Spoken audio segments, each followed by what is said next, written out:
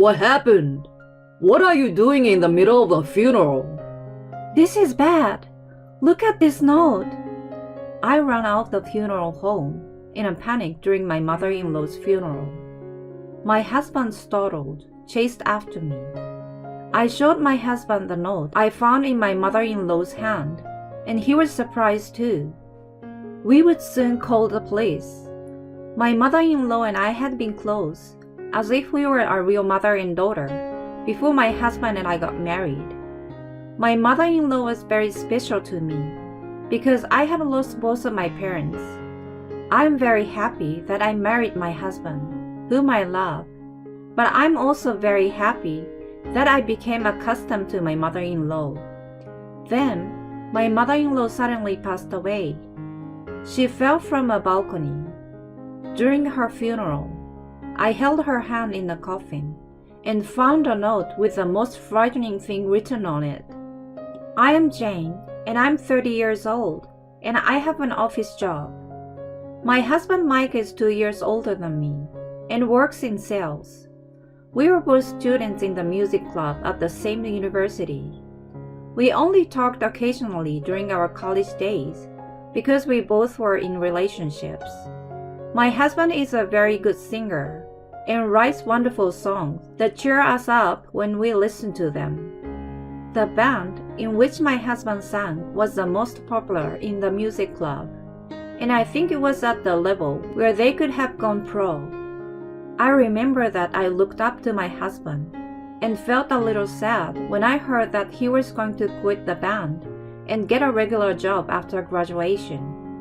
A few years after graduating from college, I went to a live music club to see a band I liked and happened to run into him again. We were both there alone, and we had a lot to talk about after a long time, so we ended up having dinner together after the show. We had dinner together after the concert, and there was no end to our conversation, so we decided to go to karaoke. Mike's singing voice was as beautiful as it had been back then. I was happy to know that he was continuing to play in a band while working. After that day, I often went to live concerts and dinners with Mike. No matter how many times we went, we always had a lot to talk about. And before we knew it, it would already be past midnight. We had known each other for a long time, and we liked the same bands, but I didn't think we would have such a good rapport. Mike seems to feel the same way, and we started dating a few months after we met again. After I started dating him, I was so happy every day.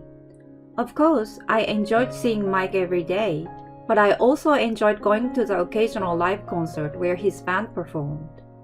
Mike introduced me to his mother, who had come to see him perform for the first time of many times. "Hello, I'm Jane, Mike's girlfriend."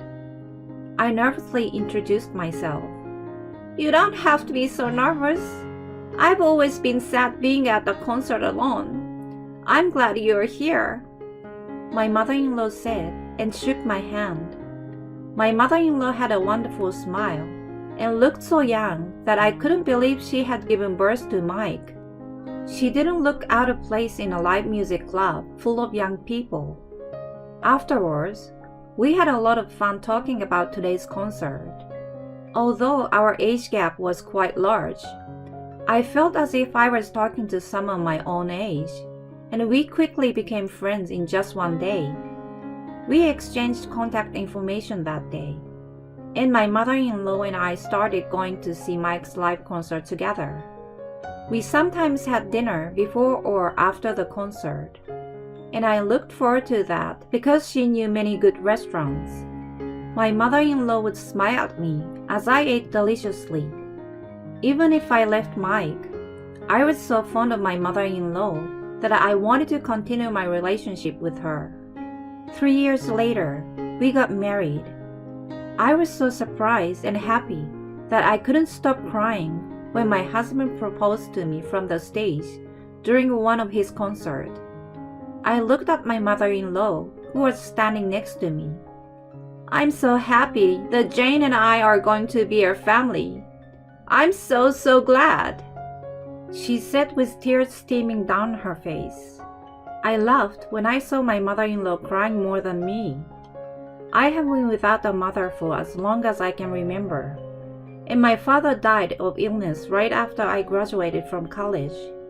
I have no siblings, so I have no one I can call family. I was so happy not only to be married, but also to be a family with my husband and mother-in-law whom I love very much. Soon, I started living with my husband and mother-in-law. My father-in-law apparently passed away a few years ago due to illness. My mother-in-law quit her job to take care of my father-in-law and now works part-time at a shopping center several times a week. I had only met my mother-in-law outside the house, so I discovered many new things about her when I started living with her. First of all, she's a very good cook. She's very skilled and makes dishes every day that are restaurant quality. She told me that her hobby is to go to many good restaurants and study cooking every day. Another thing is that she lives a very healthy lifestyle. She gets up early in the morning to go running, stretches carefully every night, and go to bed at 10 p.m. I thought my mother-in-law's usefulness came from her daily efforts. I have always loved my mother-in-law, but living with her every day has taught me a lot about what I need to learn from her. I've become a better cook, and although not as good as my mother-in-law, I've unknowingly lost a lot of weight that I hadn't lost in a long time because of my healthy lifestyle. Since we got married, a lot of great things have happened. I'm so happy every day. I have nothing but gratitude for my husband and mother-in-law. My husband and I have been able to be like lovers, just as we were before we got married. He sang to me at home sometimes, and I was happy to hear my husband singing anytime. When I would cook dishes modeled after my mother-in-law's, Jane, this is amazing. It might taste better than my mom's. he would compliment me like so. No way, your mom is the one who taught me. When I say this, no, this is your skill. You've got a good sense for cooking, my mother-in-law would say as she laughs. 3 years into our marriage, we were still happy. We never had any fights, and we lived a peaceful life. One day, however, the atmosphere in the home changed when my sister-in-law suddenly returned home. My sister-in-law, Amelia, is 5 years older than my husband. I couldn't believe that she was family with my always cheerful mother-in-law and husband, since she had an overbearing personality. We invited her to our wedding, but she refused. So this was the first time I met her.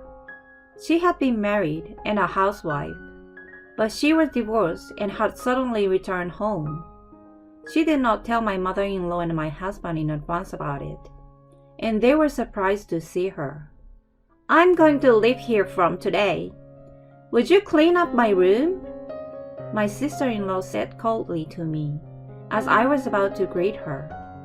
I was off work that day, so I did as my sister-in-law told me and cleaned up her room, which was in a state of storage. My husband and mother-in-law said they would talk to my sister-in-law. For the first time since we got married, there was a sense of discomfort in the home. As I was cleaning up, I was listening to the conversation. I don't mind you living here, but you have to work and put money in the house. Don't cause trouble for Jane, my mother-in-law said. I know that. Mom, you're always so annoying, my sister-in-law retorts. Sis, don't talk like that. If you're going to live here, you should let us know in advance. If you can keep your promises, I will have you leave, my husband said in a strong tone. Yeah, whatever. Mike, you're always on Mom's side, my sister-in-law replied. I had never seen my husband speak in such a strong tone. My mother-in-law's usual smile disappeared, and she looked doubtful. I didn't say anything after hearing this conversation, but I was worried about the days to come. After that, my life changed drastically. My sister-in-law began to give me a hard time. When I came home from work, "Hey, I'm hungry. You're a wife, right? When you come home, make dinner quickly," she would tell me before I even have time to put away my bags. When I quickly began to make dinner, my mother-in-law came home and asked me, "Jane, what's wrong? You can cook dinner once you change. Mike's not even home yet." She says this to me sounding worried. I couldn't say that Amelia told me to do this, so I was feeling troubled. "I told her to do it. She's a wife, so it's natural for her to do this. Mom, you're being too easy on her," my sister-in-law said without a trace of apology. "What's natural? If you ask me, it's only natural that you, who isn't working yet, should be the one to cook. Are you looking for a job in the first place?" When she says this, Amelia replies, "There's no good job out there, so it can't be helped. You are always taking the wife's side rather than mine." She started talking selfishly like a child, and the two of them started arguing. I felt awkward, but I could only concentrate on making dinner in silence. My husband came home and saw my mother-in-law and sister-in-law arguing. Hey, what's going on? Amelia, did you say something selfish again? Amelia replies, "Why is it my fault? You didn't even listen to my side of the story. In the first place, that wife of yours," and she pointed at me. "Jane is not to blame. Stop blaming others." And then the arguing continues. I get it now. Both of you stop it. The food Jane cooked is getting cold. Let's eat dinner. And my husband calms them both down. I felt bad because I was the one who started it. I'm glad my mother-in-law is protective of me, but that makes my sister-in-law angry. I didn't know how to behave properly anymore. After my sister-in-law went back to her room, "Jane, I'm really sorry. If she says anything to you, you tell me right away." Jane, I'm really sorry. My sister has always been like that, they told me. After that, my sister-in-law would give me a hard time, and there were many times when my mother-in-law would defend me, and they would end up arguing. Each time, my sister-in-law would say, "I can't believe you take the wife's side instead of your own daughter's." I think my mother-in-law is not only taking my side, but she's angry with my sister-in-law because she's the cause of the problem. But it hurt to hear her say that. And when the two of them argue, my husband gets angry too. It got to the point where there would be a fight at least once a day. My sister-in-law says she's looking for a job, but there's no sign of her starting to work at all. She does not do any housework and spends most of the day in bed or on the couch looking at her phone. My mother-in-law, who used to smile and look so young every day, seems to have aged a little since my sister-in-law came back. I wonder if she gets tired of arguing with her. My husband has stopped singing at home. He hasn't performed at any live concert recently. It seems that the happy days we used to have just a few months ago were just a dream. A few days later, while I was at work, I received a phone call from my husband. My mother-in-law had fallen from the balcony and had to be rushed to the emergency room. Since we live on the 5th floor, I was so worried about my mother-in-law that I left work early and headed for the hospital. However, by the time I arrived at the hospital, my mother-in-law had already passed away. The atmosphere in our home had been bad recently, and I didn't have as many chances to enjoy talking with my mother-in-law as I used to. I couldn't stop crying for a long time. thinking that there were so many things I wanted to talk about and do with her. My sister-in-law was at home when my mother-in-law fell off the balcony. I wondered for a moment, could it have been my sister-in-law? But I tried not to think about it, because even though we weren't close, I knew she wouldn't go that far. According to my sister-in-law, my mother-in-law was hanging the laundry on the balcony. My sister-in-law said that she heard a loud noise as she was lounging around as usual, and when she went to the balcony, she couldn't see my mother-in-law and called the police. My sister-in-law was crying as she spoke. We then made arrangements for the wake and funeral. My husband made most of the arrangements, but the time passed in a flurry as we dealt with many relatives and acquaintances of my mother-in-law. Surprisingly, my sister-in-law was also very cooperative and did a lot of work. I decided to concentrate on sending my mother-in-law on her way during the funeral. At the end of the funeral, I said goodbye to my mother-in-law in the casket. As I recalled everything that had happened to my mother-in-law from the day I met her until now, I was filled with many thoughts and feelings. With tears streaming down my face, I took my mother-in-law's hand for the last time and found a small piece of paper in her hand. When I took it out, it looked like a torn piece of a notepad. Curious, I looked inside the note and was astonished. I couldn't stop shaking at the sight of the dreadful note and ran out of the room. People in the hall were looking at me with a buzz.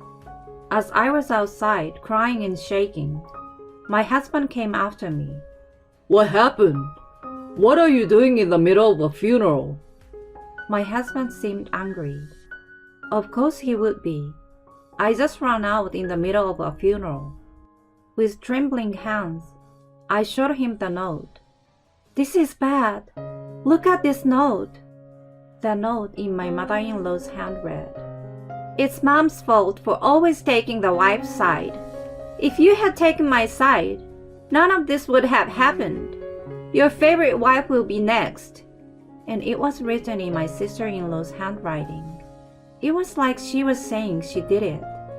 It's not conclusive evidence, but it might be something. Just imagining how she must have felt writing such a note was terrifying. I was afraid to even look at my sister-in-law's face. All I could do was run away. But What the hell is this? I'm going to go talk to the people in the hall, so wait here. my husband couldn't hide his emotions, but he knew he had to be firm, and he handled it calmly. Jane, it's okay. I'm with you. We'll get the police to do something about it. It's better for Mom.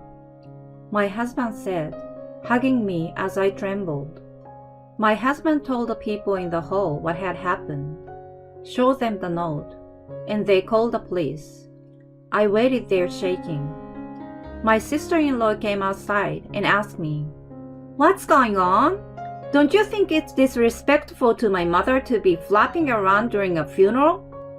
Why are you outside? You're insane.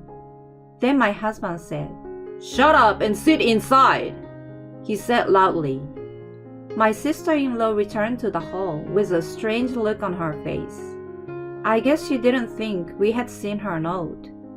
The attendee also looked at us strangely, but the funeral proceeded to the end, and when they finished putting my mother-in-law in the hearse, the police arrived and took my sister-in-law to the police station. My sister-in-law said, I don't understand. Why should I go to the police? What did I do? She was in a rage the whole time. My husband and I looked at her coldly as she was being taken away by the police. The people in attendance were in a state of confusion, but they went straight to the crematorium. That was the last time I saw my sister-in-law. The house was searched again, and my sister-in-law confessed to the crime, and she was arrested later that day. I heard her crying like a child at the police station, saying she hated her mother, who wouldn't take her side. They found sleeping pills in her room, which Amelia mixed into my mother-in-law's drink, and then instructed her to dry the laundry. While drying the laundry, my sister-in-law apparently pushed my drowsy mother-in-law on her back. She really only meant to injure her, but she died, partly because of the concrete underneath. When I heard the police story, I was filled with fear and anger. I really can't forgive her. She's a selfish woman. I was terrified that my sister-in-law would come home until I got the call that she was under arrest. When the news of her arrest came, my husband and I were relieved. Then a criminal trial took place, and my sister-in-law was found guilty. She was also thinking of rebelling against me, though the charges were more serious, and she was going to jail for more than 10 years. I really wish the charges were more serious, but it's the court's decision, so I guess it's inevitable. My husband handled all the criminal trials. Now that the investigation was over, I laid my hands firmly on my mother-in-law's grave and apologized over and over in my heart. I'm still scared to this day that if I hadn't found the note then, maybe I would have been next. My husband and I told each other's company about the situation, filed moving papers, and moved to another part of the country, so that we wouldn't have to face my sister-in-law who came out of prison one day. I don't think she will ever find out where we move. We decided to build my mother-in-law's grave in the place where we moved. We started a new life in a new place without changing our jobs. To be honest, I haven't completely recovered. There are days when I remember my mother-in-law and cry. Still, my husband and I decided to look forward to life little by little. Whenever I feel down, my husband sings to me. My husband happily tells me that he hopes he can form a band again in a new town. On the other hand, when my husband is down, I cook a dish that my mother-in-law taught me and eat it with him. In this way, we encouraged each other and gradually moved forward. Before going to work in the morning and before going to bed at night, my husband and I always offer incense and pray at my mother-in-law's altar. When I say I'm off when I got to work, I think I hear my mother-in-law's voice. Did I just hear my mom say stay safe? Maybe my husband can hear my mother-in-law's voice too. My mother-in-law is no longer here, but she will always be someone I look up to, just as she always has been. Today, I'm cooking something she taught me how to make.